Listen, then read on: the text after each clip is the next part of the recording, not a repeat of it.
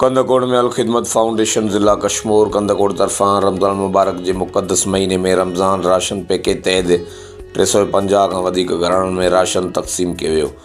अल खिदमत ग़रीब घराणनि जो चुल्हो उजामण कोन ॾींदी। ग़ुलाम मुस्तफ़ा मीरानी उबैदुल्ला मीराली जूं सहाफ़ियुनि सां ॻाल्हियूं।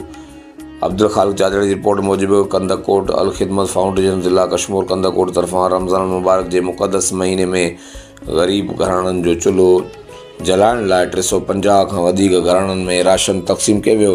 इन मौक़े ते जमात इस्लामी कश्मीर जे अमीर ग़ुलाम मुस्तफ़ा मीरानी चयो त अल खिदमत तरफ़ां क़ुव्वत ख़रीद न रखंदड़ ग़रीब ख़ानदाननि में राशन तक़सीम करणु हिकु क़ाबिल तारीफ़ अमल आहे, जंहिंखे सराहण खां सवाइ रही नथो सघिजे। इन मौक़े ते अल खिदमत जे ज़िले सदर हाफ़िज़ उमर फारूक चन्ना चयो त अल खिदमत पूरी दुनिया में ख़िदमत इंसानियत जे हवाले सां पंहिंजो अलॻि सुञाणप रखे थी।